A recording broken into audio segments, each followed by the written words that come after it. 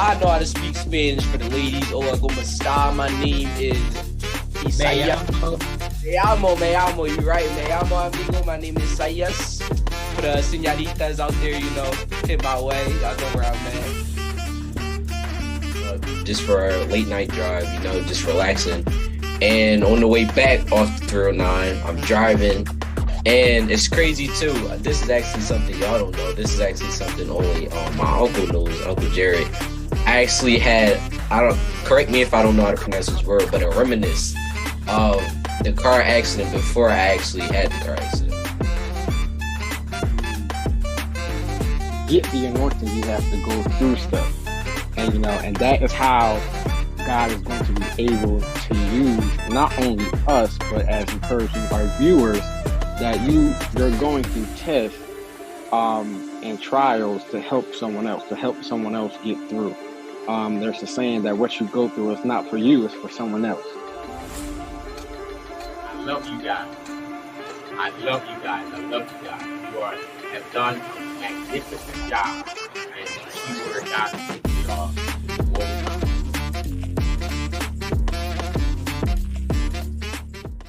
We are back, and we are excited to be back.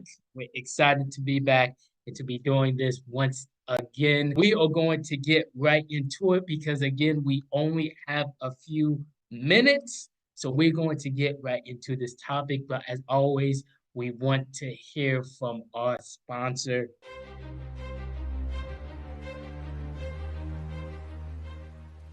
Hi, my name is Jose Escobar, and I'm the founder and CEO of the Connected Leaders Academy.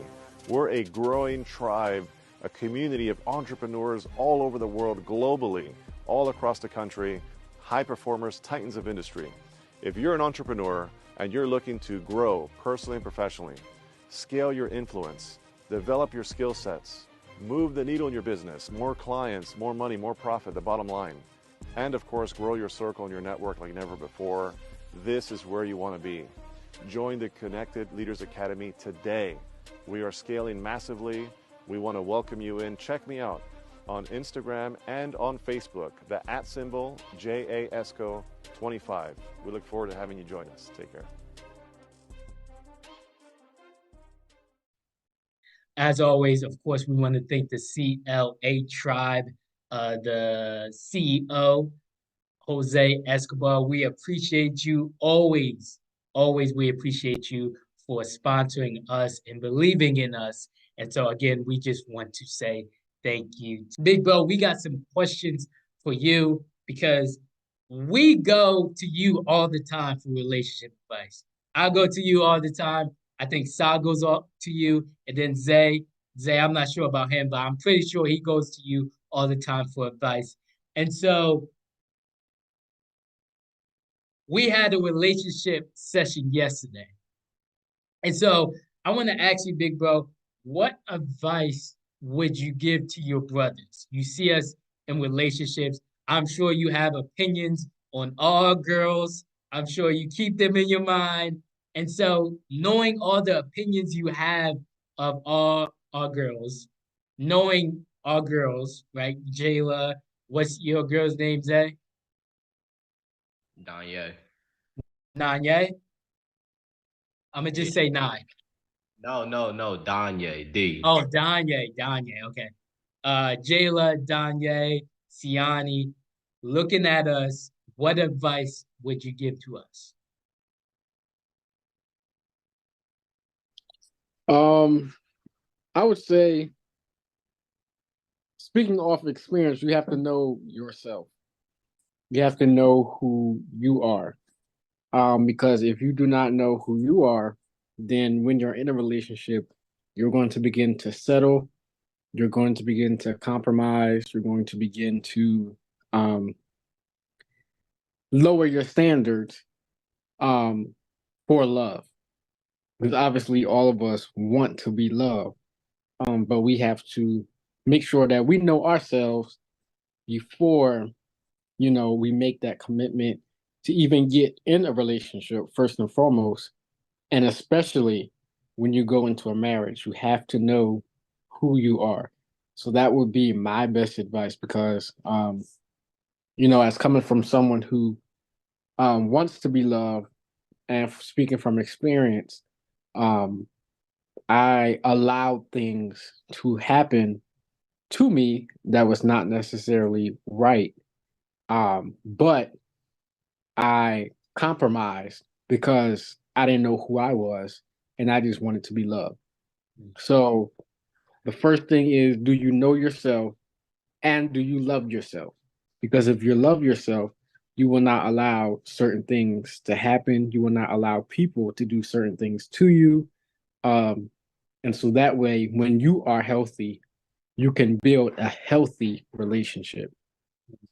And I think that's so important. And I think one of the things that people don't do is they don't heal from their experiences. A lot of times you don't you come from a relationship and then that's your ex, and then you're going right into another relationship where you talk to another person and you're bringing that same pain that you experienced in the previous relationship, you're bringing it to this relationship. And a lot of times, see, God gives us free will. And sometimes we have to understand that some of our relationships are meant for us. We're just mishandling it because we never healed from the previous. And so I think it's so important for some of us who, have had some pain and some hurt. We got to heal first. Like you said, big bro, it's important for you to heal. You have to be happy with yourself first, heal first before you move on to something else. That's And the, real quick, yeah, go ahead. no, were you done? Yeah, I was done. Yeah. Real quick, I do want to say the importance of healing, because when you become fully healed from that relationship, then you will begin to realize when people come into your life, it may not always be a romantic relationship. Mm. Sometimes we think that, oh, a nice girl or nice guy comes into our lives, that we are supposed to be in a romantic relationship. Mm. And because we are not healed, we assume that that is what, oh, God wants us to do, or we want to do. But when you are healed, you'll be able to see clearly, okay, this person, I can be in a romantic relationship, or we just need to be platonic. We just need to be friends. And oftentimes, when we are not healed, we step into another relationship that was not designed for us. We were just in need of, we were in need to be in someone else's presence in that way, in a romantic way. And then we get damaged even more. I hope I made sense. No, that makes a lot of sense. And I think that's important to understand because you have to heal. That's the most important thing. You have to heal before you jump into another relationship, before you do anything, right? You have to heal. Zay, now we have a few more minutes left. Now, the normal thing in a relationship is to have sex for young people, right? That's the norm. Before you even take her out to dinner, or maybe you take her out to dinner this one night, and then it's like, I'm ready to hit that. I gotta hit that. I gotta hit that, right? That's the norm. What do you say to that? What do you say to those young people who like this is the norm? How do young people who are like us who respect women and they're like, well, it's a lot of people who are pressuring me to do this. I see my friends who are smashing these girls. Like, how am I supposed to live in this world? How am I not supposed to, how am I supposed to respect a woman where all I see is people disrespecting them? What do you say to that? So I'm gonna say it from a perspective of what I do. Before I actually get in a relationship, I have, and well, everybody has it, but it's the talking stage, right? Where you get to know the person, find out likes and dislikes. But me, I don't know if y'all do this too, but I'm just speaking for me. Me, I'm kind of different, right? My talking stage, can last for 3-4 months, right? And the reason I do that is because for those 3-4 months, first, number one, you get to know the person, know if this is the person for you. Secondly, that's your person, right? When I'm in the talking stage for 3 or 4 months, it's like I'm not talking to nobody else. I'm focused on that one person. So in my mindset, yes, that's not my girlfriend yet, but this is the person I want to potentially make my girlfriend. So in those 3-4 months, you get to know, okay, this is how our relationship will work. Because a lot of people, when you get in a relationship, switch up. But I'm kind of going off topic with that one. But next is, for those 3-4 months, you get to see what's the intentions that person wants in a relationship. You can see, okay, say we go out to dinner. You can see if she's pushing, oh yeah, can we have sex? Can we do this? Can we do that? Or you can see if, oh, I had a great night. When's the next time we can go out? And that's when you value the pros and the cons of what, this is what you do in a relationship, this is what you don't do, and if this is the person I want. And yeah, I feel like that's something we can do. But on the flip, like you said, this generation is crazy.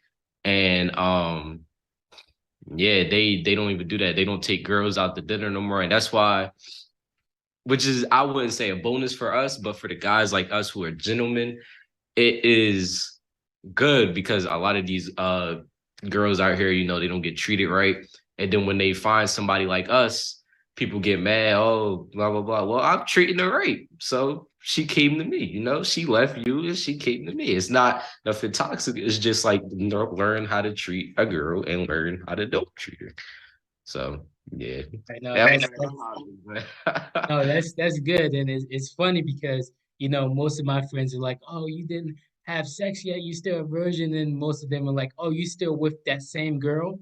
Meanwhile, when they get 10 years down the road, they can't find a girl or stick with a girl because all they knew is how to be a player, right? I have to. They're playing this player game where they're like, okay, smash pass, smash pass. Oh, I'm gonna date you. Oh, I'm gonna have another girl on the side, and I have this girl with me who I've been loyal for, and now I'm about to marry her, and now my friends wonder why they can't find someone, all because you decided, hey, this is a game for me. And I'm just going to treat them how I just want to treat them without, respecting them or doing, what it is that you're supposed to do right. And so that's always something that's really, really something that stands out to me, is that most of my friends always say stuff, and yet I'm still in this loyal relationship. And then when I get married, then you guys wonder why you can't find a wife, because you decided to play these games. We have a good question here, and we're going to finish off with this question. And I think this is a great question, and we're going to try to keep your answers as quick as possible. I have a good answer for this, but I'm going to keep it quick.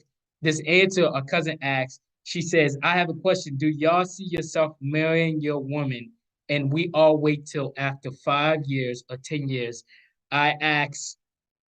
She asked her daughter, they talk about when they graduate college. So me as a mother, can I stop it or tell them to wait another 5 to 10 years? So a question is, do we see ourselves marrying the girls that we're with?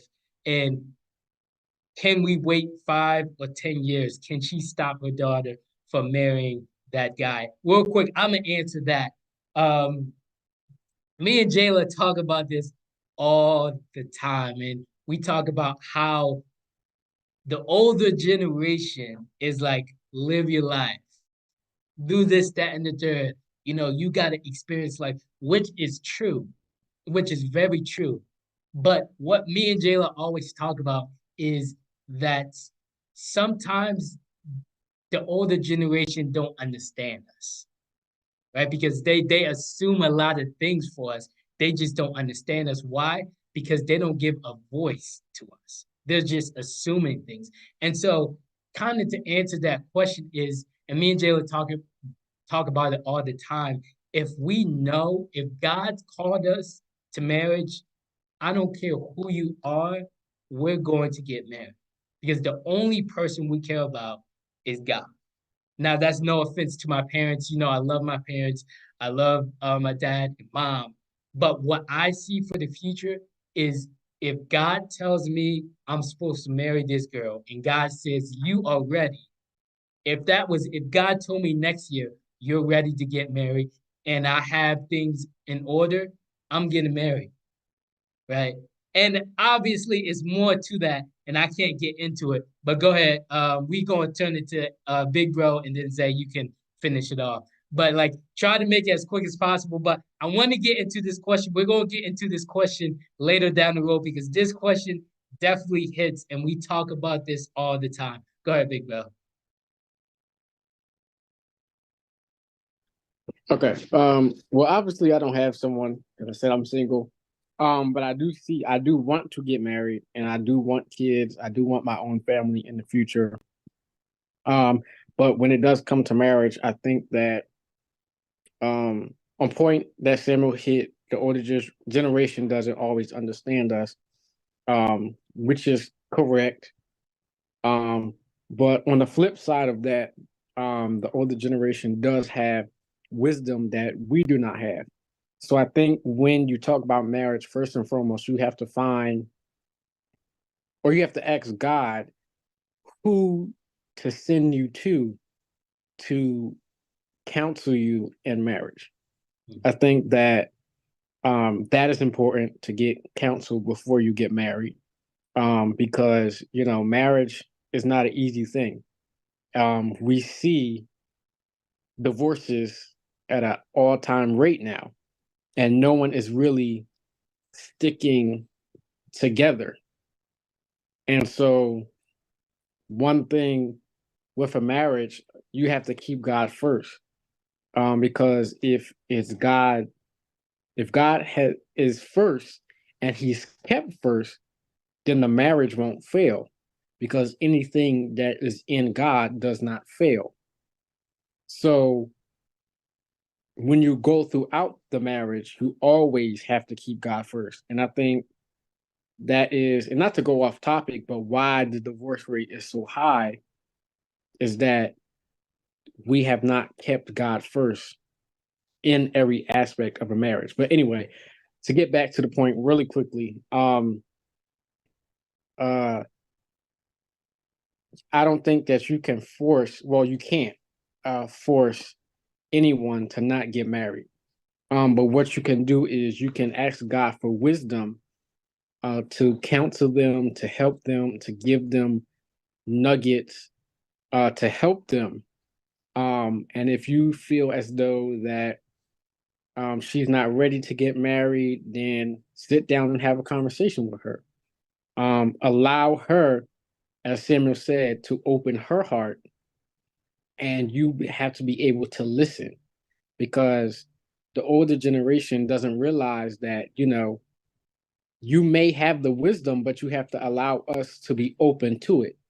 Because if you say what, you say or give us wisdom and we are not open, we're not going to receive it. So you're just saying stuff just to say stuff, and it's not effective. So you have to use wisdom, allow God to give you wisdom to be effective. And I think that is that's what we lack now. And I know I'm kind of taking long, but that's what we lack. We lack effectiveness. Just because you have wisdom and just because you live longer does not mean that you are effective in what you do. So you have to be effective in telling, your daughter, okay, hey, I don't think, just ask God for wisdom. That is what you have to do.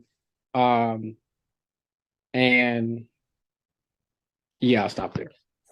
No, I think that's so true. You hit it right on the money, Big Bro, because I think that's important is we have to, as young people, sometimes we don't feel like opening up because we don't feel comfortable enough to open up. And so I think, because you're right, the older generation has a lot of wisdom.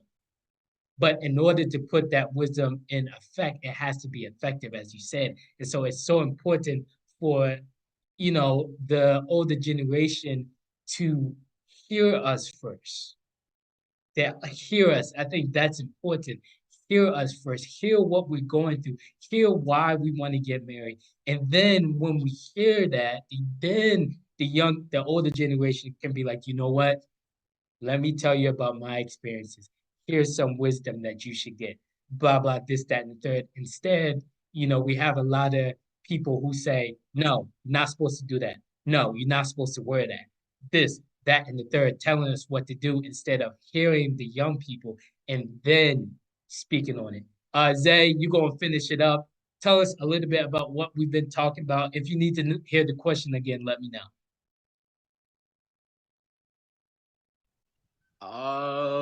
Yeah, I have what I'm going to say, but can I hear the question one more time? Yeah, real quick, I do have to shout out Second Mom, Evangelist McCray. We love you. We want to appreciate you. Thank you, as always, for supporting us, our Second Mom. The question is, do you see yourself marrying your woman? And then so she has a daughter, and her daughter is talking about marrying the boyfriend that she's with after college. Can she stop that? Is it possible that she can stop that and tell them to wait 5 to 10 or 10 years before you get married?